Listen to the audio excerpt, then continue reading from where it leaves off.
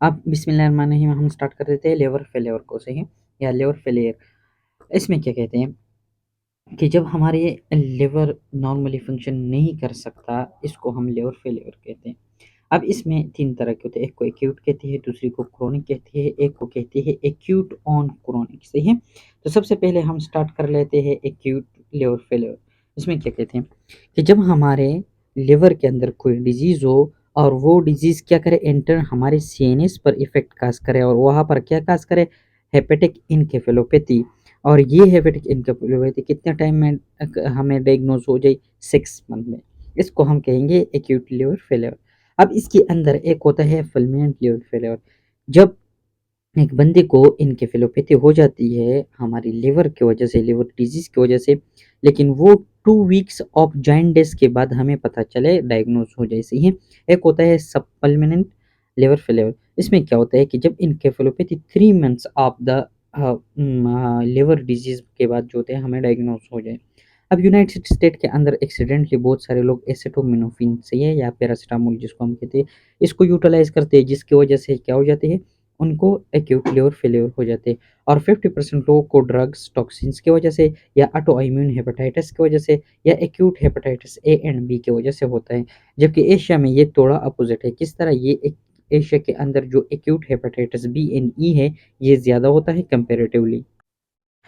अब अगर हम इसकी मॉर्फोलॉजी देख लें, तो मॉर्फोलॉजी में ये लोग कहते हैं कि यहाँ पर क्या होगा, मैसिव नेक्रोसिस होगा, सही है, जो हमें ग्रॉसली भी नज़र आएगा, हिस्टोलॉजिकली भी नज़र आएगा। लेकिन इसके साथ-साथ ये क्या है, ये साइन है किस चीज़ की, एक्यूट लिवर फेलियर की, सही है।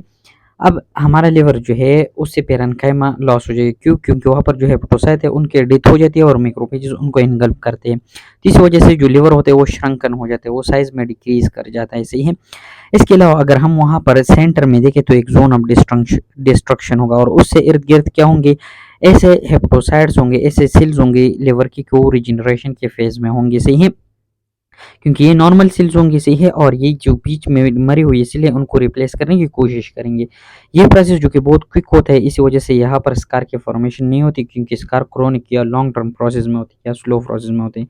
क्लिनिकली अगर हम इसके पेशेंट को देखेंगे तो सबसे पहले उसमें नोज़िया, वॉमिटिंग, जॉन्डिस और फटीग होगा। जॉन्डिस क्यों होगा? क्योंकि ज़ाहिर बात है बिलिरुबिन जो होता है वो ब्लड में आ जाएंगे। फटीग क्यों होगा? क्योंकि ज़ाहिर बात है ऑक्सीजन का लेवल कम हो जाता है, एनर्जी के लिए जो डिफरेंट रिक्वायरमेंट्स होते हैं वो प्रोड्यूस नहीं होते। लेकिन इन सब के साथ-साथ मेनली क्या होगा, ये एक हमारी लाइफ के लिए लाइफ थ्रेटनिंग एन्सेफेलोपैथी प्रोड्यूस करेगी या एन्केफेलोपैथी प्रोड्यूस करेगा, सही है।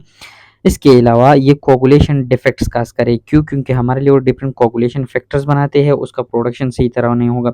इसके अलावा इसकी जो ब्लड सप्लाई है उसमें भी हमारे साथ ऑब्स्ट्रक्शन वगैरह आ जाएगी, जिसकी वजह से पोर्टल हाइपरटेंशन होगा, और पोर्टल हाइपरटेंशन की वजह से वहाँ पर क्या होगा, हमारे फेट में पानी जमा होगा, जिसको एसाइटिस बोलते हैं। इसके अलावा जो ट्रांस अमाइनेज़ है वो हमारे सीरम में बहुत ज़्यादा हो जाएगा। ये क्या बना, ये हेपेटो हमारे जो हेपेटोसाइट्स होते हैं जब उनको डैमेज हो जाती है तो ट्रांस अमाइनेज़ बन जाता है, सही है। तो इसका लेवल जो होता है बहुत ज़्यादा हो जाता है, इवन थाउज़ेंड्स में चला जाता है, सही है। अब पहले-पहले जब एक बंदा को एक्यूट लिवर फेलियर हो जाता है तो हमारा लिवर जो होता है वो एनलार्ज कर जाता है।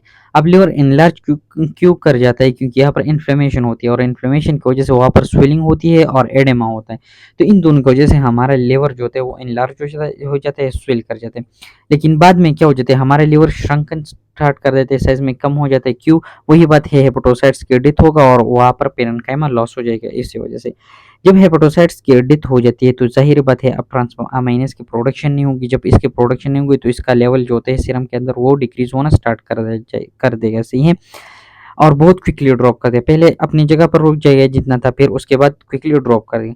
अगर इसकी कंडीशन बहुत ज़्यादा बुरी हो जाती है तो वहाँ पर हमें क्या-क्या मिलेंगे, जॉन्डिस मिलेंगे। जॉन्डिस हमेशा होता है लिवर डिजीज़ के साथ, बहुत सारे के साथ। एंड कोगुलोपैथी हो जाती है क्योंकि कोगुलेशन फैक्टर्स नहीं बनते। एन्सेफेलोपैथी हो जाती है क्योंकि ज़ाहिर बात है ये किस चीज़ पर इफ़ेक्ट डालते हैं, हमारे सेंट्रल नर्वस सिस्टम पर डालते हैं। तो हमारे ब्रेन की जो पेरेन्काइमा होते हैं उनमें ये डिज़ीज़ काज़ कर देते हैं। अब क्लिनिकल्स आ जाते हैं एक्यूट लिवर फेलियर के, सही है, या symptoms of acute liver failure. हमने अभी बोला कि जब हमारे लिवर फेल हो जाते हैं तो वहाँ पर बिलिरुबिन की अकोमोलेशन होती है, सही है।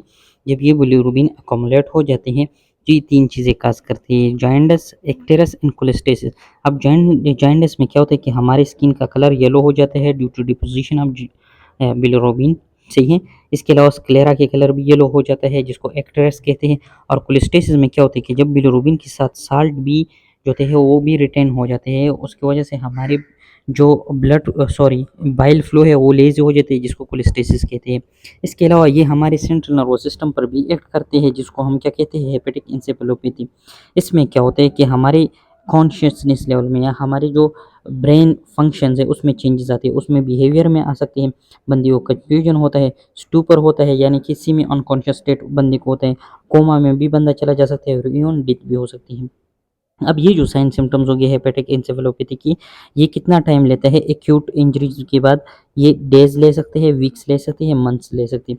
अब अगर हम सोचें कि इसकी न्यूरोलॉजिकल सिम्टम्स क्या है, यानी कि हम ये पता लगा सके कि हाँ ये जो है ना हमारी ब्रेन की डैमेज की वजह से एक तो बंदे को रिजिडिटी होती है, हम उसकी जो मसल्स होती है वो रिजिड रहती है, सही है। उसके जो रिफ्लेक्सेस होती है मसल्स की वो हाइपर हो जाती है, ज़्यादा होती है, सही है। एस्टेरेक्सिस होते हैं, एस्टेरेक्सिस में क्या होता है कि ये एक नॉन रिदमिक मूवमेंट ऐसी है, इसमें क्या होता है फ्लेक्शन एंड एक्सटेंशन होता है, किस चीज़ के, हेड का भी हो सकता है, एक्सट्रीमिटीज़ का भी हो सकता है। इसका जब सबसे मेन साइन जो है वो है फ्लैपिंग ऑफ हैंड्स या फ्लैपी हैंड्स भी होते हैं। इसमें हमारे हैंड्स जो होते हैं वो एक एक्सटेंडेड पोजीशन में होती है और डोर्सिफ्लेक्स रेस्ट में होती है, इसी है जिस तरह इस डायग्राम में है। यहाँ पर आप लोग देख सकते हैं डोर्सिफ्लेक्स रेस्ट है और ये एक्सटेंडेड हैंड है और ये इस तरह आगे की तरफ और पीछे की तरफ वाइब्रेट कर देते हैं, जिसको हम क्या कहते हैं, एस्टेरेक्सिस कहते हैं या फ्लैपिंग हैंड्स कहते हैं, सही है। इसके अलावा यहाँ पर क्या होता है कि जो अमोनिया का कंसंट्रेशन होते हैं वो इंक्रीज हो जाती है हमारे ब्लड के अंदर, और जब ब्लड के अंदर इंक्रीज हो जाते हैं तो ज़ाहिर बात है हमारे सीएनएस में भी ये ले जाएगा, वहाँ पर भी इंक्रीज होते हैं। और यही वजह है कि जब हमारे ब्रेन में अमोनिया की कंसंट्रेशन इंक्रीज हो जाते हैं तो हमारे ब्रेन का फंक्शन भी स्लो हो जाता है और वहाँ पर एडेमा भी हो जाते हैं। अब इसके अलावा दूसरे नंबर पर क्या है, कोगुलोपैथी है। कोगुलोपैथी में क्या होता है कि हमारा जो लिवर है वो डिफरेंट क्लॉटिंग फैक्टर्स की सिंथेसिस करता है। जब हमारे लिवर फेल हो जाते हैं तो ये इन क्लॉटिंग फैक्टर्स की सिंथेसिस नहीं होती, जिसकी वजह से हमारी ब्लड जो थे ओवर ब्लीडिंग करते हैं, जिसकी वजह से डिफरेंट ब्लीडिंग हमें स्किन के नीचे नज़र आती है और उसकी वजह से ब्रूजिंग भी पैदा हो जाती है उस जगह में। लेकिन इसके अलावा ये क्या कहते हैं, डिसेमिनेटेड इंट्रावास्कुलर कोगुलोपैथी कहते हैं, यानी कि हमारी वेन्स के अंदर डिफरेंट कोगुलेशंस हमें मिल जाती है। अब यहाँ पर हमने बोला कि ब्लीडिंग करेगा, यहाँ पर हम कहते हैं कि कोगुलेशन भी होगा। ये क्यों होता है? क्योंकि जब हमारा लिवर डैमेज हो जाती है तो ये फिर इस काबिल नहीं रखता कि ये कोगुलेशन फैक्टर जो हमारी बॉडी के अंदर है ऑलरेडी है उसको इनएक्टिवेट करे, क्योंकि इन कोगुलेशन फैक्टर के इनएक्टिवेशन भी कौन करता है? ये लिवर करता है। इसके बाद आ जाता है पोर्टल हाइपरटेंशन से। ये अब पोर्टल हाइपरटेंशन किसे कहते हैं? ये हमारे पास लेट से लिवर है, सही है, यहाँ पर पोर्टल वेन आता है और यहाँ से फिर इंफीरियर वेना की ओर ब्लड ले जाता है हार्ट की तरफ और इसके थ्रू आती है। अब बात यह है कि जब इस लिवर के अंदर या इसके बाहर या यहाँ पर कोई ऑब्स्ट्रक्शन हो तो सारा का ब्लड जितना भी है वो यहाँ पर क्या होगा, अकोमुलेट होगा। जब यहाँ पर अकोमुलेट होगा तो यहाँ पर ब्लड का वॉल्यूम ज़्यादा हो जाएगा और यहाँ पर पोर्टल हाइपरटेंशन हो जाएगी। ये सिंपली अंदाज में ये है, जब ऑब्स्ट्रक्शन हो जाएगी, चाहे ये प्री हेपेटिक हो यानी लिवर से पहले हो या लिवर के अंदर किसी वेन का हो या लिवर के बाद में जो इंफीरियर वेना में चले जाते हैं वहाँ पर कोई ऑब्स्ट्रक्शन हो, एज अ रिजल्ट यहाँ पर ब्लड का फ्लो जो होगा वो कम हो जाएगा। जब ब्लड का फ्लो हमारे पोर्टल वेनस सिस्टम में कम हो जाता है तो इसी तरह ब्लड अकोमुलेट होकर पोर्टल हाइपरटेंशन काज करेगा। ये एक्यूट लिवर फेलियर में भी होता है और क्रोनिक लिवर फेलियर में भी होता है। एक्यूट लिवर फेलियर में किस तरह होता है? ये मोस्टली इंट्रा हेपेटिक हाइपरटेंशन होती है, यानी कि हमारी वो जो लिवर है उसके अंदर जो वेन्स है वहाँ पर होती है। और इसके सिम्टम्स में मोस्टली क्या होते हैं, दो तरह के होते हैं। एक एसाइटिस होते हैं, हमारी एब्डोमिनल कैविटी में फ्लूइड अकुमुलेट हो जाते हैं, और दूसरा जो है हेपेटिक या इनकेफेलोपैथी कहते हैं, कुछ लोग इंसेफेलोपैथी कहते हैं। इनकेफेलोपैथी हो जाती है जो हमने अभी ऑलरेडी पढ़ा। जब क्रोनिक लिवर फेलियर होता है तो इसमें ये ओवर द मंथ्स अपीयर हो जाता है, इसलिए ये डायरेक्टली अपीयर नहीं होता जिस तरह एक्यूट में होते हैं। और इसके साइन एंड सिम्टम्स जो थे वो बहुत ज़्यादा कॉम्प्लिकेटेड भी होते हैं और वाइड स्प्रेड होती है, यानी कि ये नहीं है कि सिर्फ और सिर्फ ये हमारे सीएनएस सिस्टम तक या लिवर तक लिमिटेड रहेगा, बल्कि ओवरऑल बॉडी में बहुत सारे डिफरेंट साइन सिम्टम्स जो थे वो प्रोड्यूस करता है। इसके अलावा हेपेटोरेनल सिंड्रोम, इसके नाम से पता चलता है, hepato for liver and renal for the kidney. यहाँ पर हमारी किडनी फेल हो जाती है, लेकिन किस वजह से फेल हो जाती है? वो है लिवर फेलियर की वजह से। अब ये क्यों होती है? क्योंकि इसके डिफरेंट काजेज है। एक जो होते हैं हमारे बॉडी के अंडर सोडियम की रिटेंशन होती है लिवर फेलियर के साथ, जिसकी वजह से वो किडनी पर डिफरेंट नेगेटिव इफेक्ट डालता है। इसके अलावा हमारे जो किडनीज होते हैं वो फिर अनेबल हो जाती है, इसलिए उसको के वो अपनी जो फ्लूइड है, वाटर है, उसको एक्सक्रीट कर सके बॉडी से, सही है। वहाँ तो जाहिर बात है वहाँ पर हमारे यूरिन आउटपुट भी कम हो जाएगा। इसके अलावा यहाँ पर डिक्रीज आ जाती है किससे? रीनल परफ्यूजन के रेट में, यानी कि हमारी किडनी को ब्लड सही तरह नहीं मिलती। जाहिर बात है लिवर है वहाँ से डिफरेंट आर्टरीज वगैरह आती हैं। और उसका इस पर यही इफ़ेक्ट होता है। इसके अलावा ग्लोमेरुलस फ़िल्ट्रेशन का भी उसमें भी डिक्रीज़ आ जाता है। क्यों डिक्रीज़ आ जाता है? जब रीनल परफ्यूजन में डिक्रीज़ आएगा, ब्लड पूरा नहीं आएगा, तो ज़ाहिर बात है ग्लोमेरुलस फ़िल्ट्रेशन भी कम होगा। अब जो रीनल परफ्यूजन है ये क्यों कम होता है यहाँ पर? सही है, सबसे पहले यहाँ पर सिस्टमिक वेज़ोडाइलेशन होती है। सही है, जब हमारी लिवर फेल्योर हो जाती है तो हमारी जो सिस्टमिक वेन्स होते हैं या आर्टरीज़ होते हैं उनमें वेज़ोडाइलेशन आ जाती है, जिसकी वजह से ब्लड फ्लो कम हो जाते हैं। इसके अलावा हमारे जो रीनल सिस्टम की एक सिम्पैथेटिक नर्वस सिस्टम होता है, वो इस सिस्टमिक वेज़ोडाइलेशन की वजह से क्या हो जाता है, एक्टिवेट हो जाता है। जब इसकी एक्टिवेशन हो जाती है तो ये ओवरऑल वेज़ोकंस्ट्रक्शन करा जाता है, एज़ अ रिज़ल्ट किडनियों को भी ब्लड फ्लो कम हो जाते हैं।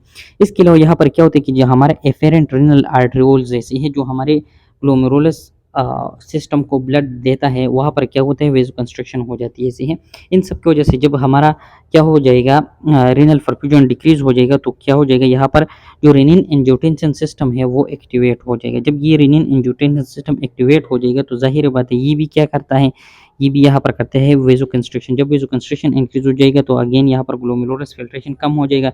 जब ग्लोमेरुलस फ़िल्ट्रेशन कम होगा तो यूरिन आउटपुट कम होगा। जब डिक्रीज़ यूरिन आउटपुट होगा तो हमारे ब्लड से बहुत ज़्यादा यूरिया, नाइट्रोजन और क्रिएटिनिन जो थे वो एक्सक्रीट नहीं होंगे, जिसकी वजह से वो हमारे ब्लड में क्या हो जाएंगे, इंक्रीज़ हो जाएंगे।